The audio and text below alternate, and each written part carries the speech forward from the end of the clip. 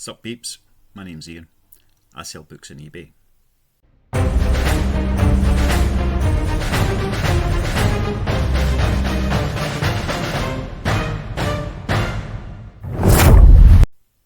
Today, I'm not really talking about selling books on eBay because over the weekend I had, like the big blue IKEA bags, 4 of them full of orders. I had to go and drop them off yesterday morning. Today, just show you this.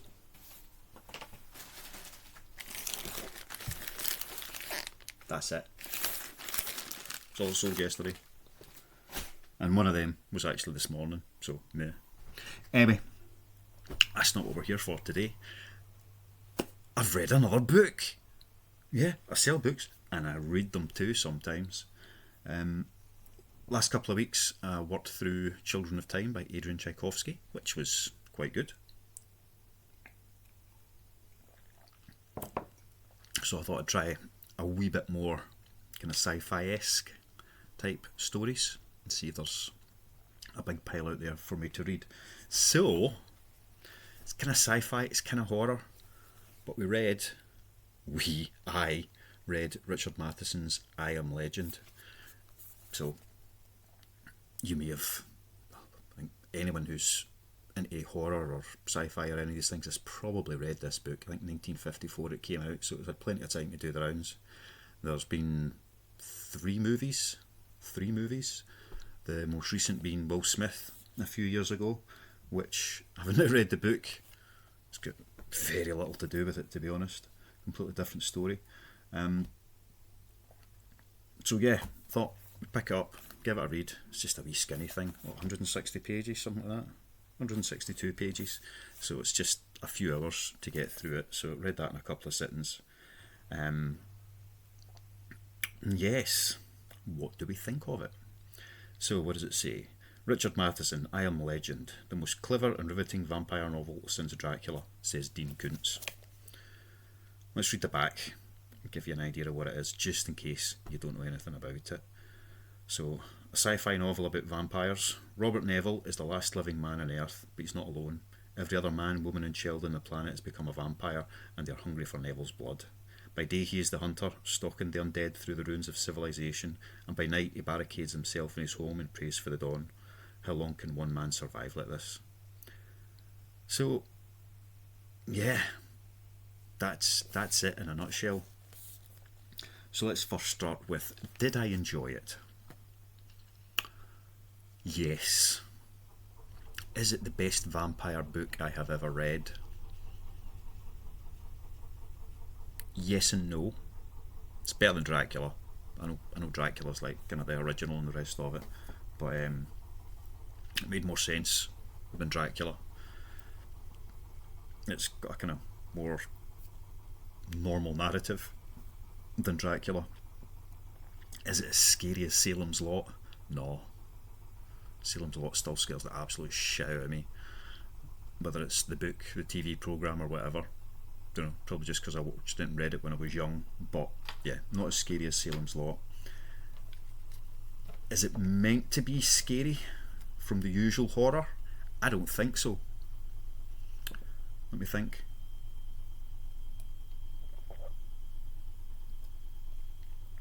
By let me think, I meant let me down the last of my coffee. So the horror within it isn't scary. Maybe it was back in the day. Maybe some people get a wee bit of a creep from it, but it doesn't have that horrific element to it. It's not gory. It's not gruesome. There's an underlying tension built throughout the book, but not building towards that kind of jump scare type horror that you might imagine. The horror comes from the main character, Robert Neville's realisation of his predicament and how he plans on dealing with and coping with that predicament. First chapter is absolutely brilliant. Within 2 pages he's set out the entire landscape of this new world. So the book was written published in 1954. Excuse me. Assuming it was written before then, didn't just like write it one night and publish it the next day. It's set in the 70s, so I think it opens in 1976. So kind of 20 years after that, which, you know, it's a generation down the line from when it's written, which is quite typical. You think so many books that are set in the near future, it's usually one generation ahead, 15 to 25 years down the line. So you see books written now for, like, you know, in 2040, this is what's happened to the world. And it's easy for the reader at that time to conceive of that having happened, because it's a generation away from them, and your own brain knows how much has happened in the previous generation. If you think what's happened since the turn of the century, wow, iPhones, you know what I'm saying? So that first chapter, he sets it up within a couple of pages. You know that he's the last man left, you know that there's vampires out to get him, and you know that he's tried to adapt to survive in that society. He hasn't given up, he's adapted, but also that he ain't coping very well. So all of that is brought together very, very quickly. So right away, you know what this world is, you know how it exists. The story itself, the main character, is very much of his time, the 50s, not the 70s, but the 50s. Probably still quite relevant in the 70s as well, to be honest. But, you know, he's a man's man. He's got his place that he believes he has within life, within society, and then where he considers women, others, to fit in within around that. It's not misogynistic or anything like that, but it very, very much feels like it is of the time. So it's quite good from that point of view. That it's not historical fiction by any stretch of the imagination, but it does feel relevant, if slightly dated, in very, very, very, very, very few places.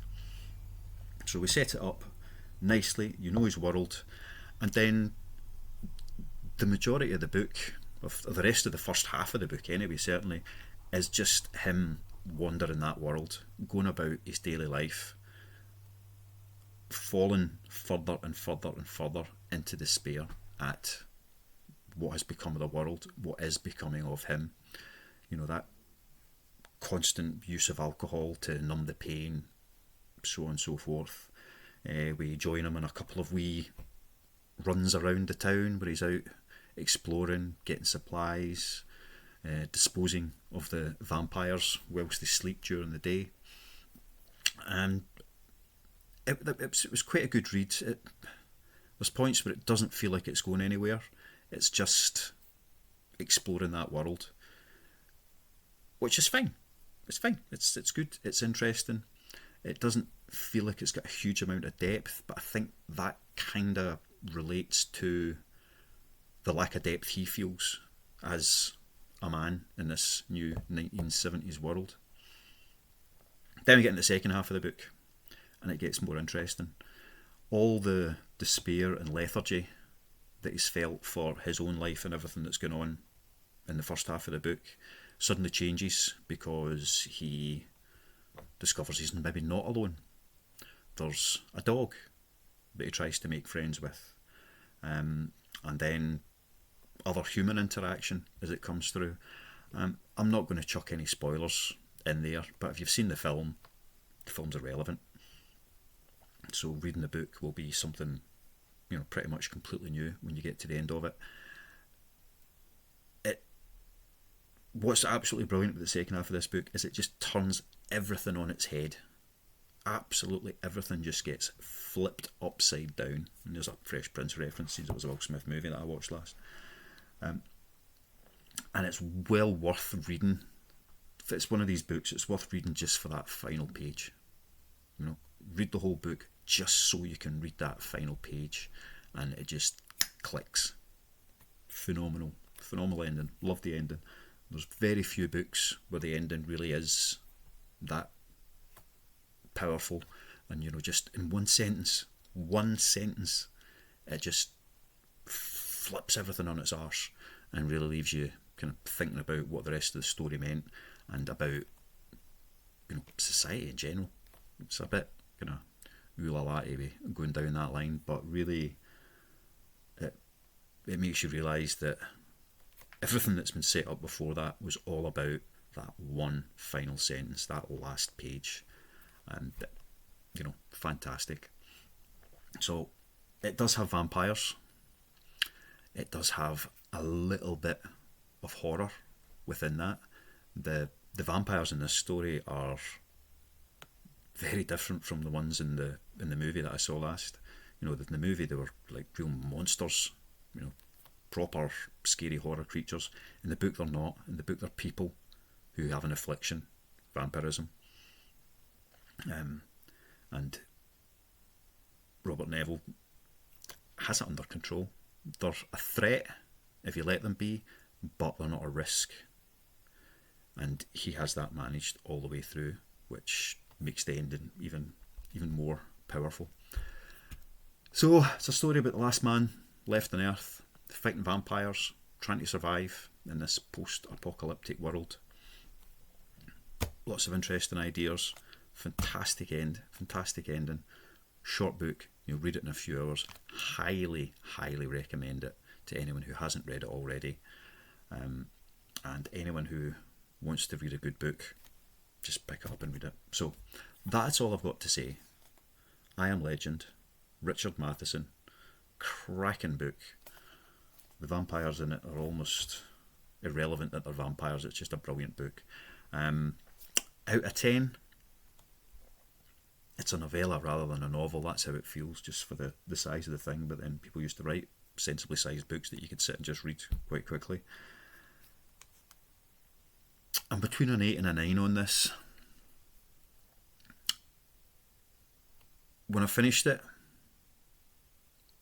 I was at a 7 or an 8. But it's kept playing in there. Especially that ending. But it's just like, yeah.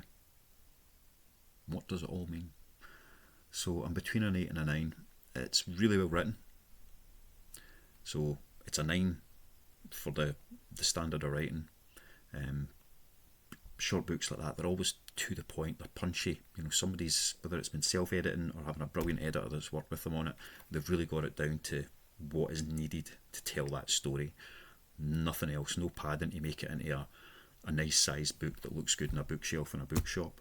It's just a perfectly paced, perfect length for the story that it's telling. I'm going to say a 9 for now. I may change my mind on that. It may come down. If it doesn't stay in there over time, it may come down. But I think that the ending of that book is going to stay with me. It's one I will not forget. You know, most books I've read, I couldn't tell you how they ended. The goodies won, the baddies lost. But in this, yeah, brilliant ending.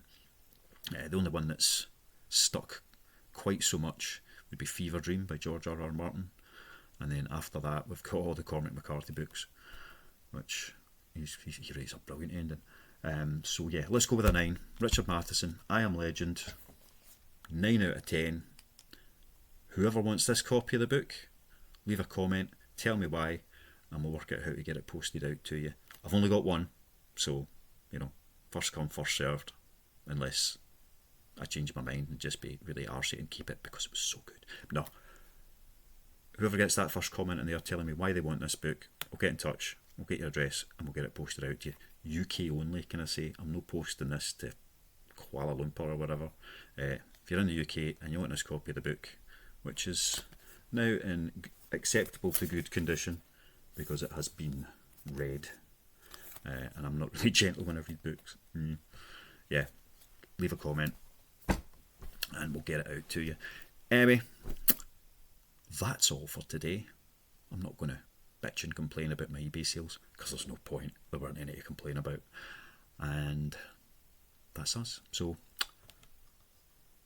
see you next time. Love you. Bye.